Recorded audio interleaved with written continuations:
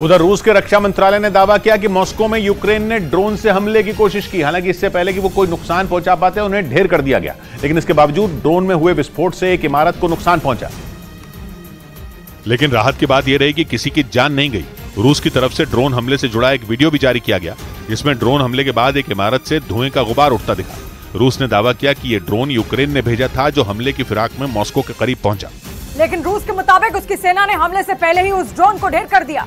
हालांकि इस दौरान ड्रोन में विस्फोट भी हो गया, जिसकी चपेट में एक इमारत आ गई, जिससे मामूली नुकसान पहुंचा। रूस ने मॉस्को में इस ड्रोन हमले को आतंकवादी हमला करार दिया और इसके लिए सीधे तौर पर यूक्रेन को जिम्मेदार ठहराया गया। हालांकि यूक्रेन ने रूस के दावे को सिरे से खारिज कर दिया।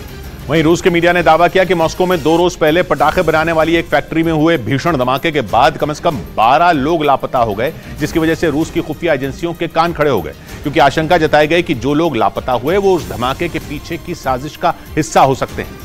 ब्लास्ट के बाद उस फैक्ट्री से एक कर्मचारी का शव बरामद हुआ और 15 लोगों को जख्मी हालत में निकाला गया।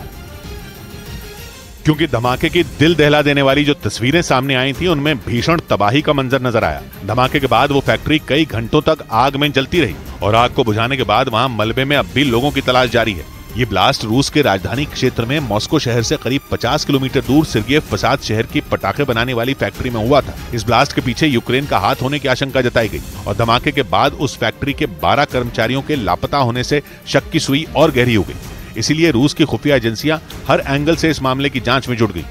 उधर अमेरिका के मीडिया ने दावा किया कि बाइडेन सरकार यूक्रेन को $1300 करोड़ यानी भारतीय रुपयों में करीब 1 लाख करोड़ रुपए के हथियार भेजने की तैयारी में है। इस युद्ध की शुरुआत से ही अमेरिका लगातार यूक्रेन की मदद कर रहा है और यूक्रेन को दिए गए भरोसे के तहत अमेरिका उसे घातक हथियारों की नई खेप भिजवाने की तैयारी में है। अमेरिकी मीडिया ने अमेरिका के संसद भवन के अधिकारियों के हवाले से दावा किया कि यूक्रेन को $1300 करोड़ यानी भारतीय रुपयों में करीब 1 लाख करोड़ के हथियार भेजे जाएंगे, क्योंकि ज़ेलेंस्की की सेना को हथियारों की सख्त जरूरत है। इसलिए अमेरिका जल्द से जल्द यूक्रेन की मदद करना चाहता है। अमेरिका रूस के पड़ोसी देश पोलैंड, लिथुआनिया, लातविया और एस्टोनिया को भी जल्द हथियारों की बड़ी खेप देने वाला है, क्योंकि अमेरिका को डर है कि रूस इन देशों पर कभी भी हमला कर सकता है।